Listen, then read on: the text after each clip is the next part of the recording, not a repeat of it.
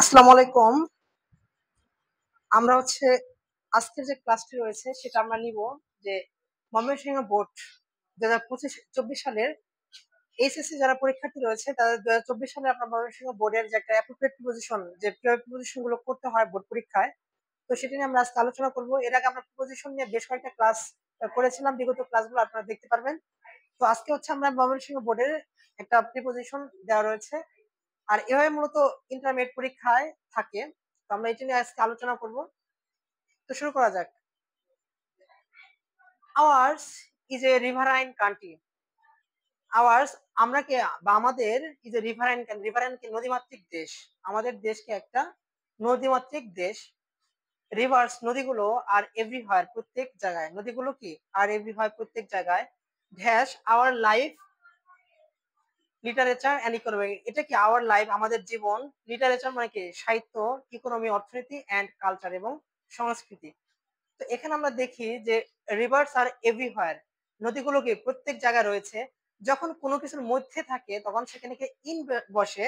In মানে কি মধ্যে। In the classroom, in the country মানে কি দেশের মধ্যে, ক্লাসরুম শ্রেণীকক্ষের মধ্যে। কোন একটা জায়গার যদি মধ্যে আমরা কোনো কিছু বলি তখন সেখানে আমরা ইন বলবো। ঠিক আছে, in our life, in our heart. ঠিক আছে, সেগুলো হলো মধ্যগুলো থেকে ইন ব্যবহার করা হয়। তার মানে আমরা দিতে পারি কি নদীগুলো রয়েছে প্রত্যেক জায়গায়। নদী তো আসলে আমাদের দেশে সব জায়গায় রয়েছে, ঠিক আছে। তো সেজন্য বলছে এখন দিতে পারি ইন আওয়ার লাইফ, আমাদের কি নদীগুলো রয়েছে কি আমাদের জীবনের মধ্যে, লিটারেচার সাহিত্যের মধ্যে, ইকোনমির মধ্যে, কালচারের মধ্যে। এই যেমন যারা বিশেষ করে কবি যারা রয়েছে তারা কিন্তু যে নদীর পাশে বসে কিন্তু কবিতা রচনা করে। আবার ইকোনমি অর্থনীতি, যে নদীর মাধ্যমে কিন্তু আমরা বিশাল বিশাল আমরা নৌযানের মাধ্যমে পণ্যদ্রব্য আনা করতে পারি। তার কালচার সংস্কৃতি, একটা নদীকে কেন্দ্র করে আমাদের একটা সংস্কৃতি তৈরি হয়। আবার রয়েছে লাইফ, আমাদের জীবনটাও কি এটাকে নদী কেন্দ্রিক। তার মানে আমরা বলতে পারি কি ইন আওয়ার লাইফ মানে কি আমাদের যে জীবনের মধ্যে, সংস্কৃতির মধ্যে, কালচারের মধ্যে কি নদীগুলো রয়েছে, এটাকে বোঝানো হয়েছে। বাট কিন্তু আর দ্য রিভার্স, নদীগুলো ড্যাশ গুড শেপ ভালো আকৃতি। এটা একটু মনে রাখবেন, এটা একটা অ্যাপ্রোপ্রিয়েট প্রিপোজিশনের মধ্যে। ইন গুড শেপস মানে কি ভালো আকৃতির। ইন গুড শেপ মানে কি ভালো আকারের। এটা কিন্তু মনে রাখবেন, ইন গুড শেপ মানে ভালো আকারে, ভালো আকারে। শেপ জানি, শেপ হলো আকার, হ্যাঁ, ইন গুড শেপ হলো ভালো আকারে। আনফরচুনেটলি দুর্ভাগ্যজনক বশত, এই যে আনফরচুনেটলি মানে কি দুর্ভাগ্যজনক বশত, দে আর নট তারা ভালো অবস্থায় নাই। এটা কিন্তু একটা ইন্টারগেটিভ সেন্টেন্স দেওয়া রয়েছে। তারা কি মানে তারা ভালো গুড শেপের মধ্যে নাই। রিভার্স নদীগুলো আর part and parcel. Part and parcel অবিচ্ছেদ্য অংশ, মনে রাখবেন। পার্ট অ্যান্ড পার্সেল অবিচ্ছেদ্য অংশ। এই যে লাইফ আমাদের জীবনে মানে কি ইন আওয়ার লাইফ বসে, কারণ কোনো কিছুর মধ্যে বোঝাতে আমরা ইন ব্যবহার করে। নদীগুলোকে পার্ট অ্যান্ড পার্সেল, এটা হলো অবিচ্ছেদ্য অংশ ইন আওয়ার লাইফ আমাদের জীবনে। উই আওয়ার সেলস আমরা নিজেরা, আর ক্রুয়েল আমরা নিজেরা কি ক্রুয়েল মানে কি নির্মম বা নিষ্ঠুর, ড্যাশ দেম। এখানে ক্রুয়েলের পরে এটা একটা অ্যাপ্রোপ্রিয়েট প্রিপোজিশন, এটা টু বা টুয়ার্ডস দুইটা দিতে পারেন। ক্রুয়েল টু, ক্রুয়েল টু মানে কি নিষ্ঠুর, এটা একটি অ্যাপ্রোপ্রিয়েট প্রিপোজিশন। ক্রুয়েল টুটা কি এটা একটি অ্যাপ্রোপ্রিয়েট প্রিপোজিশন।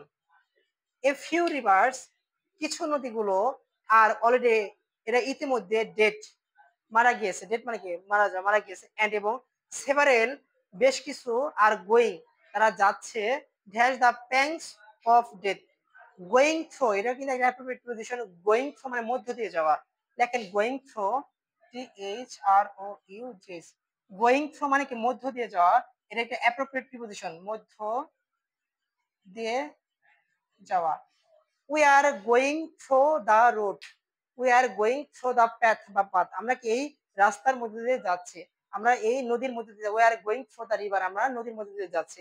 তো গোয়িং থ্রো মানে কি মধ্যে দিয়ে যাওয়া, যাওয়া। দা প্যাংস অফ ডেথ প্রায় মুমূর্ষ অবস্থা। প্যাংস অফ ডেথ মানে কি মৃত্যুর মতো অবস্থা বা মুমূর্ষ অবস্থার মধ্যে দিয়ে নদী তারা কি কিছু যাচ্ছে। কিছু নদী কিন্তু অলরেডি তারা মারা গিয়েছে, আর কিছু নদীগুলো রয়েছে যারা কি মুমূর্ষের মধ্যে দিয়ে যাচ্ছে, মানে যে কোনো মুহূর্তে মারা যাবে।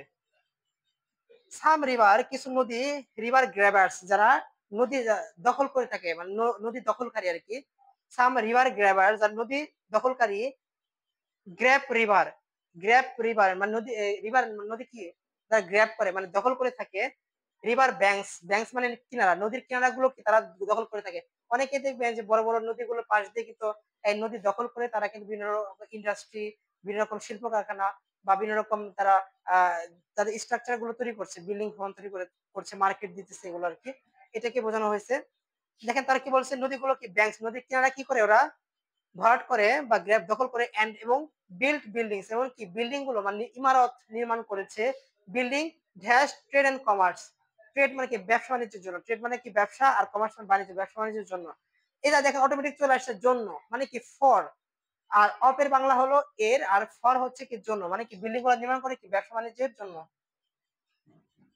ফর ট্রেড এন্ড কমার্স, তারা কি ব্যবসা বাণিজ্যের জন্য তারা কি ইমারতগুলো নির্মাণ করে থাকে। রিভার্স আর অলসো গেটিং, নদীগুলো গেটিং মানে পাচ্ছে, শিল্টেড, শিল্টেড মানে কি তারা পলি হয়ে যায়, শিল্ট মানে কি পলি জমা মানে ভরাট হয়ে যায়। নদীগুলো আর গেটিং শিল্টেড, তারা ভরাট হচ্ছে ড্যাশ ডেফরেস্টেশন, ডেফরেস্টেশন বৃক্ষ নিধন। তো এটা কি নদীগুলো কি শিল্ট হচ্ছে কোথা থেকে, বৃক্ষ নিধন থেকে।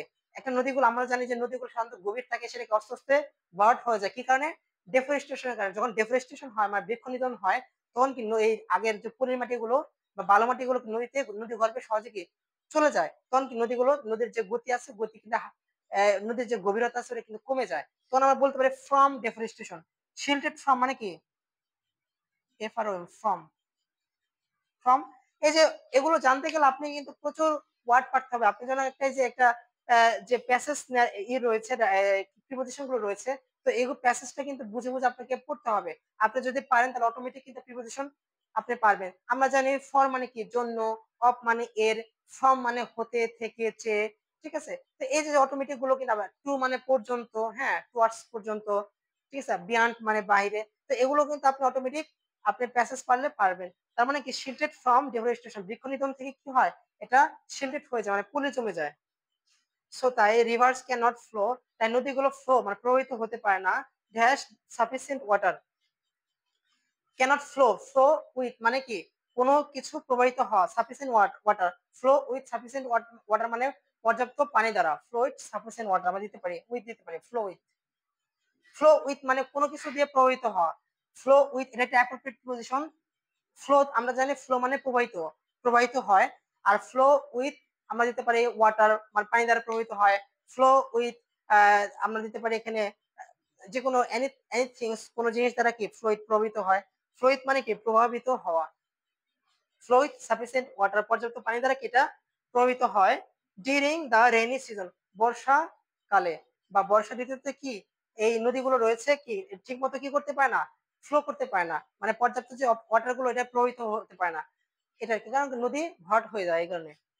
অ্যাজ এ রেজাল্ট, যার ফলশ্রুতিতে ফ্লাডস বন্যা, অকার বন্যাগুলো ঘটে থাকে। কারণ নদীর যে গভীরতা রয়েছে সেটা যদি গভীরতা নষ্ট হয়ে যায় স্বাভাবিকভাবে, যখন বর্ষাকালে উজান থেকে প্রচুর পানি আসে, সেটা কি এটা তখন ওই নদীগুলো ছাপিয়ে দুকুল বা হচ্ছে আমাদের জনপদে চলে আসে। এটাকে বোঝানো হয়েছে আর কি।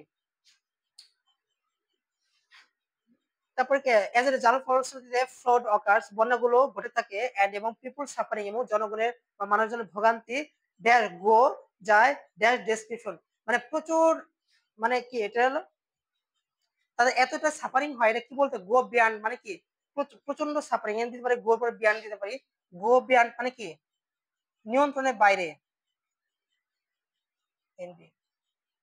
গো বিয়ান্ড মানে বিইওয়াইওএনডি, বিয়ান্ড মানে কি বাইরে, আমরা জানি বিয়ান্ড আওয়ার অ্যাবিলিটি আমাদের সক্ষমতার বাইরে।